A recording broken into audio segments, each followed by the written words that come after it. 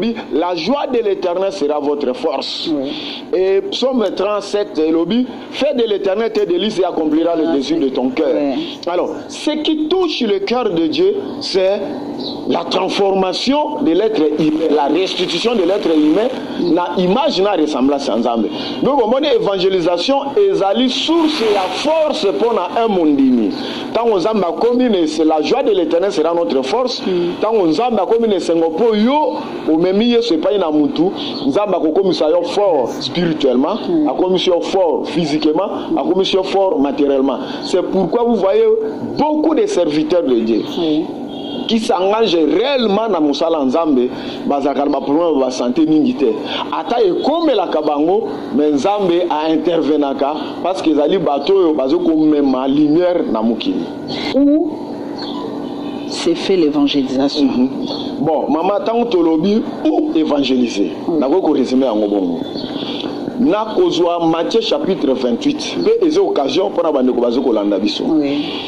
Matthieu chapitre 28, 18 à 20. Tant que Jésus a sécui, a ici tout pouvoir m'a été donné. Quand il dit tout pouvoir, il dit que le pouvoir na inférieur na pouvoir wana. Lui il a tout pouvoir. Et ça na pouvoir mon côté na mukili ko côté le mela pouvoir au Jésus sana. Parce qu'il a déjà vaincu la mort. Oyebi arma souka mama. O mokili basala ka okino lelo ezaliwa. Donc ce qui mokili balingi ke basuki sayo pour que histoire messi là makamono bazako mona ke zo gêner bango et gêner susu bango terre arme ya suka mokili ba itisa kezaliwa.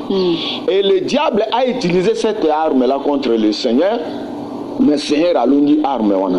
Tant a longi ngalobi mais j'ai vécu la dernière arme de l'ennemi. Qu'est-ce qui manque encore? Allez, faites de toutes les nations des disciples. Alors, avec ce pouvoir, vous avez ça, allez faites de toutes les nations des disciples. Donc, alléguez ce pouvoir, et le pouvoir là fait en sorte que tout que ne bisikanyons. Alors, dans Matthieu 28, il va dire, en allant, dans le grec, les participe, présent, ils ont l'action encore perpétuelle. C'est-à-dire, chaque fois que vous êtes en mouvement, vous devez faire des nations des disciples. Allez faire de toutes les nations des disciples. Alors, baptisez-les au nom du Père, du Fils et du Saint-Esprit et enseignez-les. Donc, tant que la Bible dit que l'on va baptiser, on sous-entend, on ne peut pas baptiser quelqu'un qui ne s'est pas converti intérieurement. Parce que le baptême d'eau, qui est un symbolique, c'est l'expression de la conversion intérieure. Nous sommes à convaincre, pour convaincre, c'est oyoka. Parce que la Bible dit le salut vient de ce qu'on attend dans Romains chapitre 10. Alors, tu as écouté la bonne nouvelle là. Donc, par l'évangélisation, il y a une personne qui est porteur de ces messages qu'on appelle l'évangile. La personne est là, c'est l'évangéliste. Il amène l'évangile. La méthode qu'il utilise, c'est l'évangélisation. Et l'acte qu'il pose, c'est évangéliser. Alors, quand on appelle ce message, on se sent à convaincre Moutou Ayambi, Yesu, à Bongoli Moutema. Et c'est ce qu'on appelle sa moto, on a opportunité à témoigner publiquement conversion. Opportunité de faire ça que c'est par le baptême. Donc, au moment où le baptême, baptiser-les, on sous-entend évangéliser Zaliwana. Alors, quand on va dire Moutou Ayambi, alors, tu enseigner, mais tu connais toutes les nations. Et c'est là où je vais expliquer, maman. Tu sali confusion dans l'église. Tu connais que nation et Zali Kaka Moutou. Donc, une personne, tant qu'on y a mis, ou même un affermissement, ainsi de suite. Mais n'a pensé à Jésus, Zala qui bon côté. Ah bon? Oui, n'a pensé à Jésus. Qu'est-ce qui constitue une nation? Nous, tout ça, la RDC. Donc, la RDC, ce qui constitue cette nation, c'est d'abord, nous avons un territoire.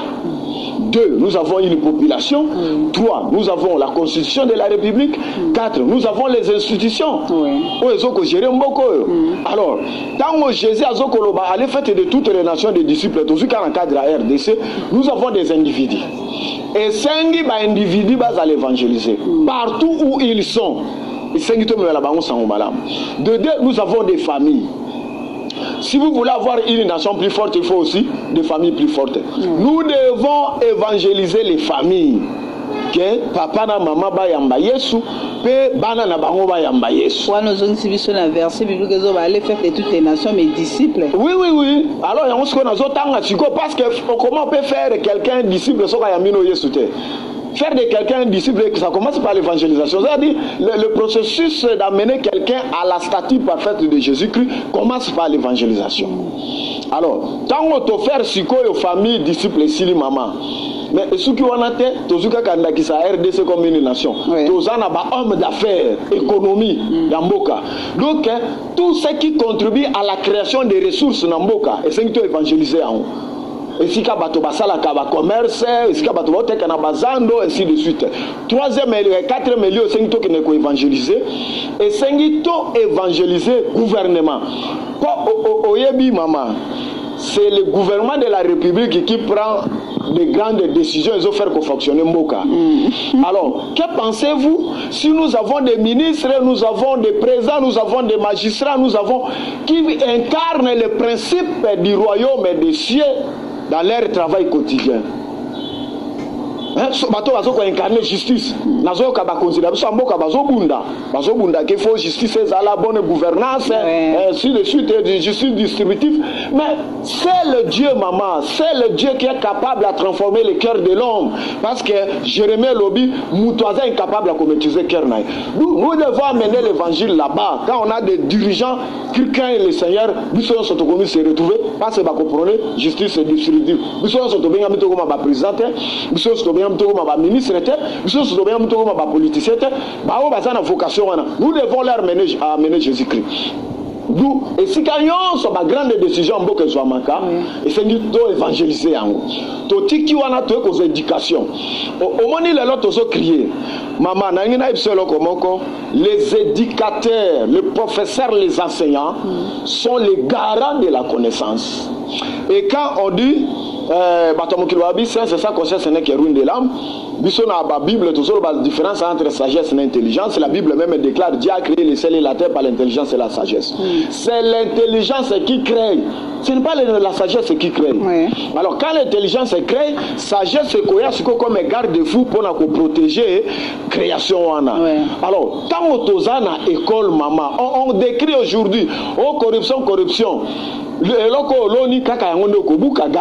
On ne se moque pas de Dieu. Ce que vous avez semé, c'est ce que vous allez récolter. Imaginez-moi en école primaire déjà, tous ceux qui initient la corruption. Moi en école secondaire, tous ceux qui initient la corruption. Dans l'université, ne parlons même pas. Alors nous, ces enseignants, nous formons tous formés bananes. Alors ce sont ces gens-là demain qui seront au gouvernement. Restructurer, ils sont corruption. Il y a pitié par Nabisote. Comment ils peuvent se pour pas bac la salaire pour qui n'a bon on a bango. Alors il s'agit de même évangile l'enseignement. Et il y a souka, il s'agit de même évangile dans loisir, dans art. Est-ce qu'il y a un loisir ezali? Batobazo c'est pélagier. Béni le Seigneur pour na RTEC. Oyebi na mboko batomusu baza ba esclave ya ba série. Dans la télévision et dans la télévision nous sommes na biso to memeli bato makambo yo Christ n'est pas au centre. To memeli bato makambo Dieu n'est pas au centre. Tout système où Dieu n'est pas à la commande, maman, et même bato nulle part, c'est la déception. Alors, alors, quels sont les lieux? Par exemple, quels sont les lieux où bato na Kinshasa bazo comme plaisir, c'est qu'à loisir. Toko tanga ba boîte de nuit. Toko kotanga ba match na stade, toko kotanga ba jeu, bisiko ananyo se sengito même évangile. Et si kanyo so mutu azali, azobi que la système ozope sanzambe lokumute et sengito même évangile. Ba créateur entreprise bazalia. Si tu es un chrétien aux entreprises na yo, service à aumônerie, les anakata service na une entreprise note, tu te trompes. Oyebi mama, toute entreprise point que na liboso et sengi l'initiateur na yango a travaillé na bateau yo baza ko incarner plus ou moins même valeur lokola ye. Et parce que deux personnes ne peuvent pas faire la route ensemble so bazo yo kanate. C'est ça. Ceux qui ont engagé ka mutu pour na diplôme. Mais aza moyibi. Akomomelo entreprise lobby. Alors et sengi to même évangile même dans l'entreprise, c'est-à-dire partout où l'être humain créé na image na ressemblance ensemble a commis se retrouver mais a sans Christ et sans même évangile ne quoi. Merci beaucoup l'homme de Dieu. Comment faire l'évangélisation? Comment faire l'évangélisation en quelque sorte aux autres nangai pédagogie. Oui. Pédagogie. Na lingi sikoyo na revenir na lobby évangile est la bonne nouvelle. Porteur et évangile, il y a un évangéliste. Ouais. Acte ou azoko posé, il y a un évangéliser. Évangéliser. Ce que méthode ou azoko utiliser pour apposer acte wana, il y a un évangélisation. Alors méthode que vous allez belé peut-être pour na ndenini à procédure na ya zui. Alors comment faire l'évangélisation? Oui, bah que l'évangélisation zakana batumi balé. Ah bon? Ils ont un acteur ou un engagement à couper sa Jésus. Oui. Ils ont un récepteur moto zoyoka ou un responsabilité engagement à recevoir tout à rejeter message wana. Alors, moto azoko même Jésus. Il faut aïeba ndenini à couper sa Jésus wana pas na bateau. Normalement évangélisation avant de répondre à la question de comment faire pour bandeko bazoko landa biso tozwa forme o bato basala évangélisation toko kozwa évangélisation soki toko kozwa ngona ba manière oyo bato basala la kango lelo toko kozwa net avant de répondre na ngo toko kozwa net ba sorte parce que na lobby évangélisation koza ko pesa Jésus pas na moto ngai na salisi croisade yo zo sa évangélisation porte par porte biso tozo be Jésus mais au moins sikoyo sorte na on to saleli et que c'est dans évangélisation en rapport à fond en rapport à fond évangélisation za la kaka moko ezali offrir Jésus-Christ au monde. Oui. Tokoki kozwa ba approche belé mais par rapport au fond ezeka ko offrir Christ au monde. Par rapport sikoyo na fond wana nge nazo ska ko expliquer pédagogie siko. Oui. Pédagogie par rapport à fond ezali 1. Il faut au même moment comprendre ni nzambe asala pona ye pe ni nzambe asala pona biso nyonso ana mokili pe attente ya nzambe pona création na ye ezala kinini. Et on résume tout ça par l'amour de Dieu. Tango olaksi mutu yango esili olakisa sikoye problème na ye parce que omoni lisumu to expliquer ngo mingi kaka comme désobéissance à la parole à la volonté de Dieu marcher contre la volonté de en réalité lisumu ezali manquer le but pour lequel on a été créé. Pourquoi Dieu a placé la République démocratique du Congo au centre de l'Afrique? Pourquoi l'Afrique est bornée au nord par l'Europe, à l'est par l'Asie, à l'ouest par l'Amérique? Et le Congo est au centre. Le Congo est traversé par la ligne de l'équateur. Le Congo, on dit aujourd'hui, poumon mondial, l'Ikambetali flore. Congo est un faune diversifié.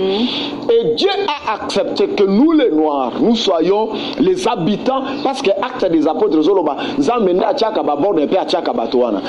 dans le plan de Dieu, le Congo a une vocation. Mais regardez tout ce que Dieu a fait pour nous. Alors, si dans le plan de Dieu, le Congo a une vocation, chaque fois que tu as atteindre vocation en atteint, tu as la volonté ensemble. Vous voyez que kozanga ko gérer malamu et là ko nzambe apese pa na yo ils injure contre lui le créateur et la conséquence aujourd'hui bato bako ko jiro ye penda tala bakama za kanone ni nazo sala nous on même masiko muto a comprendre que non est-ce que azé ko répondre azé ko atteindre but pour lequel il a été créé to aza ko manquer cible na ye et qu'est-ce qui fait que quelqu'un puisse manquer les cibles? C'est la désobéissance à la parole de Dieu, c'est la rébellion contre Dieu, c'est ainsi de suite. Mais le péché en réalité c'est manquer le but pour lequel on a été créé. Donc il faut ce qu'on va Dieu t'a aimé, regardez tout ce qu'il a fait pour toi, mais toi tu manques Tu n'atteins pas les cibles pour lesquelles Dieu t'avait créé. Parce qu'il y a un problème. Le problème, c'est quoi? C'est les péchés. Ou la qui tous les péchés, solution est ensemble. La solution de Dieu, Jésus-Christ a dit, quand il a émission qu'il a fait passer sur l'habillement, je suis le chemin, la vie et la vérité. Au moins, le chemin, Jésus a quoi que je suis la vie, la vérité, ainsi de suite. Je suis le chemin, la vie, la vérité et la vie. Chemin, il y a un permettre que tout se déplacer tout à tout comment. Nous allons nous pas atteindre binayo. Là je n'ai pas le chemin à te donner, mais moi-même je suis le chemin. Viens marcher sur moi. Mais quand tu vas emboîter mon chemin, vous allez se rencontrer avec la vérité. Jésus a dit dans Jean chapitre 8, vous connaîtrez la vérité vous affranchira. Alors c'est cette vérité-là qui est Jésus-Christ qui va maintenant vous affranchir. Dès que Jésus-Christ vous affranchit, vous avez la vie. Pourquoi nous travaillons? Quand vous demandez à quelqu'un qui fait le kuluna, nous aussi ça kuluna pour la nuit. Na mutu na ya ebike, tanga koyiba. À cause de mon ane ko permettre que à poser acte na à se valoriser, à la paix estimer, ainsi de suite, à ça le ici. Non, parce que pour lui, c'est ce qui lui permet de vivre.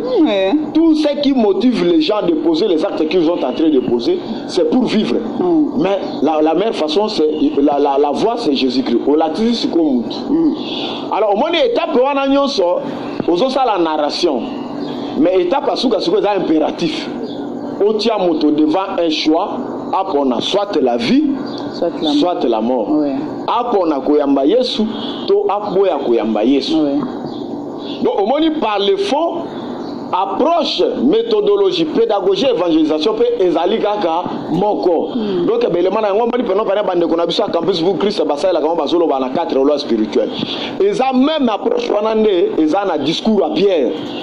Pierre a bandu comme on dit ça ba juif makamonini nzambe asali pona bango ayo comment ça ba juif problème bazaki nango ndenge nini babomi Yesu ainsi de suite amoni siko bango voir il faut bomi se convertir boyamba Yesu te ba poser acte wana même procédure tango Philippe ayeko yebisa Nathanaël dans Jean chapitre 1 abi nous avons trouvé le Messie. Et par na bayuda Messie azalaki nani bayuda bayeba yike bazaki na époque na bango ya apogée na tango ya roi Salomon ainsi de suite. Et David baeko perdre apogée wana siko bangaki bazonga na apogée na bango et puis la promesse ezalaki que apogée on est kozonga kaka tango Messie akoya.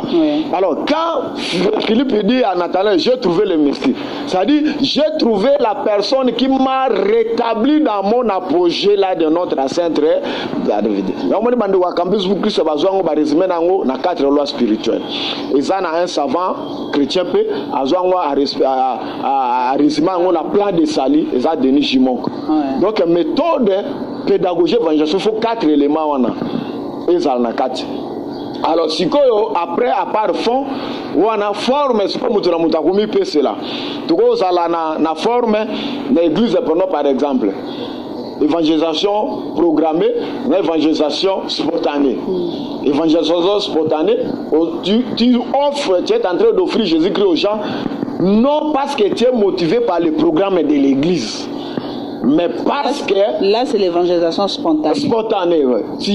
L'évangélisation, c'est notre vie. Nous sommes les témoins. Quand que Jésus dit, le Saint-Esprit, c'est ça. Nous avons l'Esprit pour témoigner Christ au monde, pour amener Christ au monde. Alors, il faut ça là spontanément. Mais tout ça, l'évangélisation, d'après engagement, l'église a bon aussi programme. Où tout ça croisade, tout ça la campagne d'évangélisation, ou tout ça la porte par porte. Alors, tout ça, l'évangélisation, en rapport avec l'évangélisation d'assaut. C'est-à-dire, inviter hôtel, bato batia kana bazando, bato batia na babisi, bato batia na bopito, inviter était. Mais aïe, nazando bato bazoyi babaosa makelele na bango, mais lui, il prêche. Tous en évangélisation, tu as une évangélisation personnelle. Tu as une porte par porte. Puis tu as une évangélisation publique, tu as une croisade, ainsi de suite. Mais par rapport à cible, nous prenons par exemple l'émission de Tozo Sala. Tu as une cible indirect. toyebi muto oyo tozo ciblé yete mais biso siko to salika kanini tozo sala émission muto akokutana nango akutana nango mais ça peut na cible direct toko bon ça to lobi que non biso ne tozawa tozo comme s'organiser tozo comme évangéliser bato ba yaka na victoire na butu alors moni wana ezali évangélisation to cible to koye ko la neri bato wana bazala pe malgré ba forme o to koki kozwela malgré basuma engagement na biso mais pédagogie ezalaka kaka moko komonisa d'abord mutu nini nzambe asala mpo na biso mpe baatanke ya nzambe mpo na biso nsima ko komonisa na moto le problème ya humanité mpe nsima koya komonisa solution ya nzambe mpe kodefie mutu asala choix na ye soit ayamba yesu to aboya koyamba yesu. C'est exactement au Pierre asalaki. Merci beaucoup papa. Alors pour na kokende sur terrain au ça l'évangélisation ils ont la condition. Bon, monsieur Tomona Romona, si on a parlé de la condition, c'est par rapport à monsieur Tomona Romona, bâté jeune fille moko, azo kende yé moko ça l'évangélisation.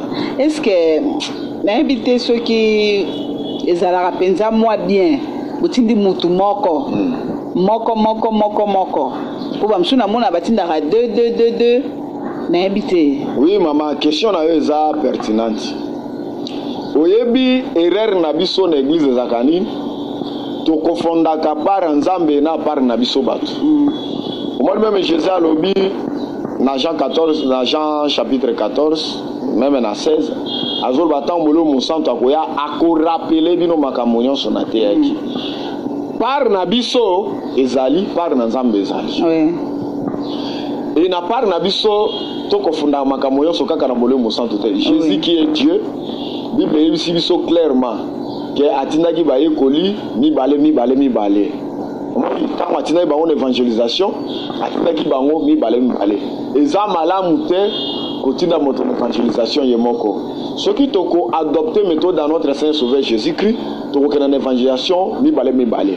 Ce qui tozui disciple, bandeko basali ba humanité na latin philosophie et outi na mo latin discipulus. Natango akala mama ba Romain bazalaki makasi na makambo etali armée pe bazalaki makasi na makambo etali politique mais ba yebaki ke ba grec bazalaki makasi na makambo etali connaissance siko ba Romain bazalaki na ba moyen bazako sala nini bazalaki ko kenda na Grèce bazali ko zwa bato tozo ko benga bango ba pédagogus ozomona ezali éducation de l'enfant. Basé koyana ba pédagogus wana epai na bango, siko pédagogus wana kozwa mwana ya un dignitaire romain a encadré ya koma lokola ye. Ako passer temps ensemble na mwana wana, azeko lakisa mwana wana, azeko former mwana wana, tike mwana na koma na art oratoire. Koloba ko réfléchir pe abanda ko traduire en quelque sorte ba caractère pe ya maître na ye wana. Alors, tant que Jésus a dit tout ça, les disciples ont dit tant qu'on a qu'à sur terrain, au moins l'église a échoué. Dans ça l'évangélisation. L'évangélisation n'atteint pas son objectif si l'âme gagnée n'est pas incorporée au sein d'une église locale. Ah bon? Tu vois, l'évangélisation de Pierre a atteint son objectif comment? Les 120 au Bazalaki, tant qu'on me les 120 constituent qui déjà noyau préparatif il y a église et tant que nous sommes en quelque sorte noyau on est comme qui déjà fondation et église et quand Pierre a prêché les 3000 qui se sont convertis bah il est commis s'ajouter na 120 donc au moins si l'évangélisation n'atteint pas son objectif ce qu'on a gagné ils ont incorporé une église alors tant on a incorporé une âme dans l'église tant makamba salaka a préparer bakambo moko a préparer mutu moko oyo akomema âme wana na maturité parce que quand l'âme se convertit on te vient à la père spirituel bon en tout cas maman ngai likamba père spirituel nazalaka mwana réserve nango nazana batata oyo nzamba utiliser bango bameminga kati na Yesu mais Bible lobi na appelé 1000 personnes si cette terre si simplement que votre Dieu zaba papa na ngai o bameminga kati na Yesu nazaka na respect envers bango so babinga na ndimaka papa mais likamba père spirituel wana nde nazalaka na réserve na yango. Alors nzambe akobongisa bato na église po molimo mosantu tango azakati na yo parce que quand on reçoit Jésus-Christ on est baptisé du Saint-Esprit. A-t-il déjà semence et à caractère à Jésus-Christ ou bien le fruit? Oui. Après si on peut déjà capacité au Seigneur sale la nzambe. Mais il faut que bato babanda ko arroser en la parole de Dieu. Pour que fruit wana et comme la maturité, ou comme la stature parfaite à Jésus-Christ. Et puis ba compétence na yo au découvrir en pour sale lango comme ça nzambe kena na liboso. Alors en plus tant que une église à côté après quatre na yo une famille. Au côté na quatre famille, au côté batata ba maman bandeko pour ba personne équilibre. Pe en dehors nango kolo akopesa yo lisusu otozokoloba ba opportunité pour osala lokola Jésus. Alors ba opportunité wana kolo akotia liboso na yo okomona ba participer kokomela yo. Alors ba passionné kokomela pour batala oko agir comme Jésus to kosala ndeni. Mais bisengo pe kokomela. Nous mototango waye ce sont des disciples ne batindami kokomisa ba nation pe ba disciples. Donc moto ko descendre sur le terrain et ça déjà moto ya Yesu azali formé pe akomi disciple de Jésus-Christ. Parce qu'on ne donne que ce qu'on a. Mais soit Zaka Kazele, il n'a pas la parole, il n'est pas assis dans la parole, il n'est pas raciné dans la parole. Qu'est-ce qu'il va donner aux gens? Donc c'est simplement les gens qui sont enracinés, qui sont des disciples de Jésus-Christ. Tout membre de l'église de Christ qui est disciple de Jésus-Christ doit évangéliser. Donc ça là on m'a bêté kotinda mutu moko to batumi balé to batumi balé mais mutu moko te. Maman omoni même Yesu atindi mbatu moko te. Yesu atindi baye kolimi balé mi balé. Deux à deux. Nangina pesa yo témoignage à un grand serviteur de Dieu. Azaki na puissance à ce côté.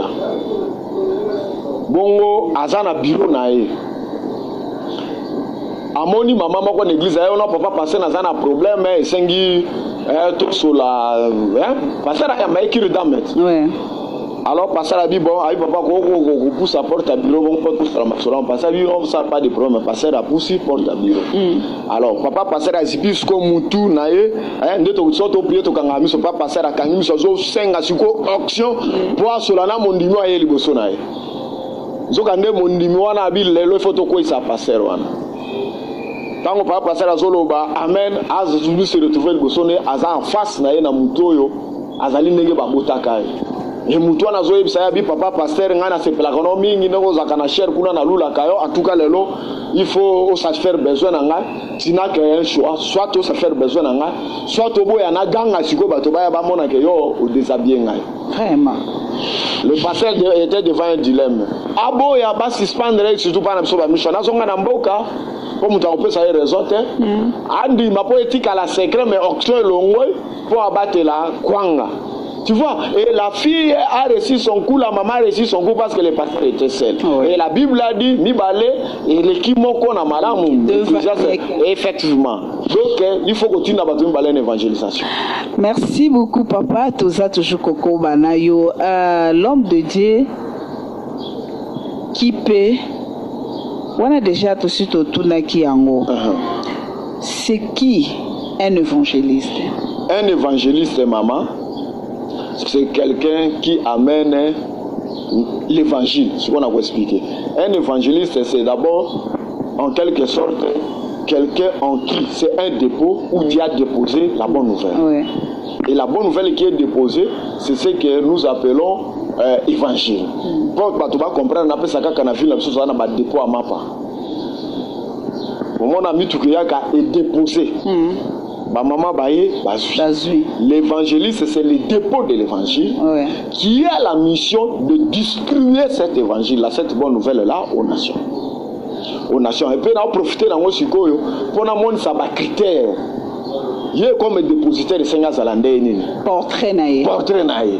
Parce que depuis à ma pandé et que c'est un banda comme sous parce que c'est là où les gens viennent s'en servir donc que c'est un banda comme porter les andés. Ce que tu as acte chapitre 24 si je ne m'abuse pas verset 8. Au moment nous sommes ils arrivent chez l'évangéliste chez Philippe l'évangéliste. Donc évangélisation, évangéliste, évangéliser, ça va vocabulaire aux anakati à Bible. Mais pour identifier mutu, un vocabulaire disciple, comme déterminatif il y a mutu moko. Comme ça la montasala ka l'unique personne là la Bible c'est Philippe. Mais oui ce que Philippe on a zakinan. Philippe azaki parmi bateau baponama qui na Acte chapitre 6. Photo zo asko porter évangile photo zo asko yango. Na Acte chapitre 6 Murmure ezaki na église. Murmure ezaki na église non parce que bana ko kabula mabe mais parce que ezalaki solo nyuma banda kabula bako bandana no na ba veve o bazolo ba hébreu ba veve oyo ya o ba zali penza ba vandaki na Jérusalem do na Israël no tant ba sisi bango ba kesi ko pana ba veve oyo baza ba juif mais mibana bango ba kufanya na bamboka musunde bazongi. Alors ba tout ça maintenant c'est injustice ba bandi ko murmurer na murmure wana yoka critère ba apôtre ba pesi. Nous choisissons cet homme parmi nous. D'abord, rempli du Saint-Esprit, craignant Dieu et ayant un bon témoignage. Donc, cet homme est rempli du Saint-Esprit, plein de sagesse et ayant un bon témoignage. Donc, rempli du Saint-Esprit, sa sagesse et un bon témoignage. On a 7 personnes. Cette personne va s'occuper kaka na table. Mais c'est Philippe là qui résume maman. Jésus a dit vous serez mes témoins de Jérusalem, Judée, Samarie. C'est Philippe là qui va maintenant amener l'évangile na Samarie. Philippe n'a même évangile. Va prendre comme diacre. Mais on dit que force n'est Acte chapitre 2, verset 42 balobi, il y persévérait dans les enseignements des apôtres. Donc Philippe était quelqu'un qui était vraiment assis dans les enseignements des apôtres. Alors, tant wake atei, moli monazamba yako yebisa bino longwa awa kitana Gaza. Tant osiko longwa wana azo kitana Gaza, ake akomi na Gaza mama amoni ministre éthiopien uti ko sambela na Jérusalem azosonga.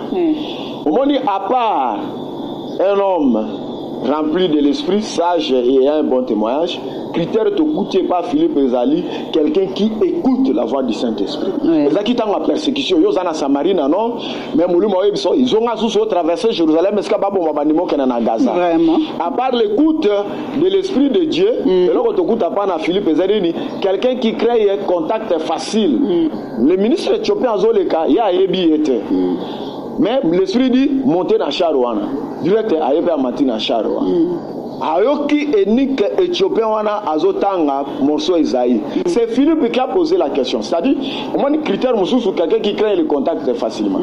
Et Oyelandi Maman Nanga Izali, un évangéliste doit être une personne qui explique clairement, c'est-à-dire une personne assise dans les Saintes Écritures et capable de l'expliquer. Philippe a dit que non, verset, à tout ne comprend ce que tu lis. Un grand défi dans beaucoup de gens ne comprennent pas ce qu'ils sont en train de lire. Zamba pas l'émission à la lumière des Écritures. Bato belé, bazoté à l'évangile, mais bazo comprendre le cambo baoté até. Alors, Amandi ko expliquer. Peu critère à souka. Ezali, moto azana facilité pour aider bato bazwa une bonne décision dans la vie. À aider à l'objet, bon voilà. Maintenant là, merci beaucoup, papa. Et tant qu'un ministère, s'il faut parler de 5 ministères de la Bible, l'évangélisation occupe la 40e. Les 5 ministères, tous en ministère apostolique, les apôtres, les prophètes, tous en évangélistes, tous en pasteurs, tous en docteurs, les Bible lobby. Dans le ministère, on a son ministère où l'équipe mouding est atteint. Curieusement, défaut na biso on a l'église na biso ezali les 5 ministères wana tozwaka ka komo moko pasteur to pesi même na moto azana ministère apostolique to pesi même na moto azana ministère prophétique to pesi même na moto azana ministère veille na l'église na biso évangéliste c'est comme un garçon de course. C'est tout une attaque qui a mobilisé bandi merci de suite biso ba pasteur toujours quoi ba patron. L'évangélisation ils a tout un ministère na même titre que le ministère d'un apôtre, le ministère d'un prophète, le ministère d'un pasteur. Différence c'est au beau que c'est exact. Bazali na ba grâce est différente mais moko eleki moninga azate. Nous avons le même esprit, mais l'esprit a perçu sur la grâce. Dans la grâce, apôtre, c'est quelqu'un qui commence les nouvelles initiatives. Ouais. Hein? Donc, il est à son même évangile, pour Batoba Yambaye, soit implanté l'église, c'est ce que Paul lui-même a fait. Ouais. Prophète, c'est quelqu'un qui amène l'évangile à son temps. Qu'est-ce que Dieu veut maintenant pour le Congo? Tous en est Makambo, il y a sainteté. Les prophètes doivent amener aux Congolais le message de la sainteté. Sainteté, la sainteté spirituelle et la sainteté environnementale. Parce que le monde est constitué de ce que les gens pensent. Même la Bible le dit que penser dans dépendre. Alors, ceux qui vivent dans la propreté, ceux qui salité, ils ont partout. Ils ont la sainteté, ils ont bindo. Alors, c'est le message que le prophète doit amener aux Congolais, que la sainteté spirituelle, ça se traduit par la sainteté environnementale. Et c'est le prophète qui doit amener ce message-là. Alors, l'évangéliste, lui, c'est quoi? Offrir Christ aux gens. Il y a un message des Ali, Batoba Yamayesu, Babongo la mitema. Les pasteurs, par contre, au moment où Batoba Zobé la stress Namboga Nabiso, lui, c'est les bergers de troupeaux, donc, Azoko Memabato, pour la guérison spirituelle. Docteur, si on est Ayako fan du Sabato, émission nos salles, en principe, c'est l'émission. Il y a docteur. Pour azoya ko éclaircir bateau la parole pour ba fanda kati na parole. Alors ba ministère wana so l'équipe on est évangéliste qui a gagné bateau na bango, pasteur ko sa musala guérison, docteur ko fanda sa bango kati na parole, prophète azoko banda azo même ba message à son temps et puis nani apôtre azo banda ba nouvelle initiative. Tokomi kokende déjà na suka papa, que dirons-nous de ces pasteurs na kati ya Lingomba à sa évangélisation té? Yé à sa cibla ba boss ba patron ya église bangonde baza ba domaine privé na yé nda kenda ba visite bango baza ba gros poisson gros poisson mais ba mususu atikeli na yeba ndime église. Pourquoi nous avons assez de difficultés de problèmes dans nos églises locales? Okukuta na ba communauté mususu mama, ils ont 4 5 6 pasteurs. L'église locale moko ba mususu bazo sisa na ba faculté bazo bi ba fandi église sika ko kenda zalité siko to mi tuna église sika ko kenda zete autour ngate to sala évangélisation wapi. Combien de familles qui n'ont pas Jésus-Christ o esengi to évangéliser bango. Évangélisation to lo ba évangéliste comme homme don wazana ministère et puis sameli quelques personnes au basaba homme don. Mais évangélisation par rapport à être témoin de Christ. Donc nous devons témoigner Christ partout au monde. Et ça responsabilité à mon diminution. D'une manière ou d'une autre, l'évangélisation ça se passe d'abord à part mes méthodes, d'abord par vie personnelle. Parce que la vie d'une personne parle au premier par rapport au message qu'il amène. Alors vie, il y a même évangélisation. 2. Message aux comme 3 témoignages église et peu supposés. Oyebi na ba pédagogue ba lobi boy. Ce qu'on peut si bana atanga on a zaki élève. Ba prof wa pesa biso éducation physique ba mais à l'âge to tomboli makolo sur 90 degrés. Il y a terminé le quoi patron zo salade. Biso ta makolo ba no ça passe to lobi oh. Les enfants ne peuvent pas aller au-delà de ce que toi-même tu es incapable de faire. Yo mon papa pasteur ozo kokako mais ma Christ pas na batote ce que ozo senga bato ba même bako même bango ndenge nini. Bakolo ko même bango te. Donc plus pasteur azo ko même Jésus pas na batote. Plus Azé comme se détruit, il devient faible. Tu sais que bateau bazana ministère et pastoral, bazana difficulté à kokenda, kolukaba ame perdu. Mais comme mato évangile na quoi ya sika. Mais bandima zana bango église o bayaka na dimanche na église était. Ah bi m'appelle na bango que nous sala attaque évangélisation sous forme kirdam pour bazala délivrer. Mon dimanche avant d'akana Jésus ne nous a pas appelé d'être des patrons, même lui le Seigneur, le Seigneur Azaki sur le terrain et puis à l'obi que il y a ça même le sika kola la terre parce qu'Azaki à tout moment mobile en 2 ou 3 mots papa. Tokoki ko retenir en ce qui concerne l'évangélisation pour nous 6. En 2 ou 3 mots c'est pas un peuple de Dieu, peuple na bataillon so bazoko landa biso. Peut-être mokili na biso ezana ba défi belé o tozulu kelango ba solution na ba méthode ngwa mususu nzamba za na katite. peut-être une église na biso tozana ba défi belé tozoluka croissance ainsi de suite tozomona tozokena liboso te nangi na yebisa na ba collègues serviteurs de Dieu nangi ko encourager batata na ngai kati na musala na nzambe oyo musala bango saki biso pe tobika la to koma basaleli na nzambe naze ko encourager moi na nzambe nyoso ayamba Yesu lokola kolo pe mobikisi. La meilleure façon ya komi s'approprier na lipamboli na nzambe eze kodukele ba ame perte nyonso amemaka bomoi na ye po aganye ba ame perdi nzambe akomisaka ye fort sur tout plan. Ok, voilà, merci beaucoup. Merci l'homme de Dieu. Nous avons répondu à l'invitation à Bisso. Merci. Nous avons connu ce que vous avez dit, Bisso, na Kinshasa.